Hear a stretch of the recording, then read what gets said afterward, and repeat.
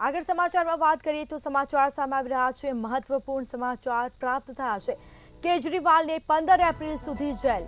તો સમાચાર સામે આવ્યા, રાઉઝ એવન્યુ કોર્ટે આદેશ કર્યો છે। કેજરીવાલને જ્યુડિશિયલ કસ્ટડીમાં મોકલાયા છે।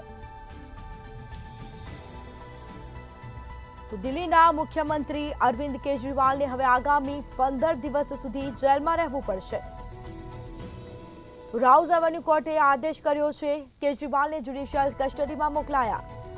રાઉઝ એવન્યુ કોર્ટે તેને 15 દિવસની જ્યુડિશિયલ કસ્ટડીમાં મોકલ્યા છે। 15 દિવસની જેલ કરી।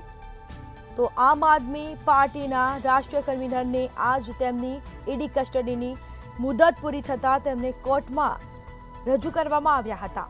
તો કેજરીવાલને જ્યુડિશિયલી કસ્ટડીમાં મોકલવામાં આવ્યા। રાઉઝ એવન્યુ કોર્ટ દ્વારા આદેશ કરવામાં આવ્યો છે।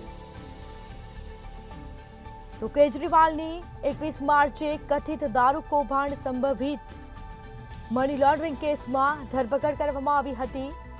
કેજરીવાલને 15 એપ્રિલ સુધી હવે જેલમાં રહેવું પડશે। આગામી 15 દિવસ સુધી જેલમાં રહેવું પડશે। રાઉઝ એવન્યુ કોર્ટે આદેશ કર્યો, કેજરીવાલને જ્યુડિશિયલ કસ્ટડીમાં મોકલાયો છે। તો મોકલાયા છે, સાથે જ રાઉઝ એવન્યુ કોર્ટ દ્વારા આદેશ કરવામાં આવ્યા।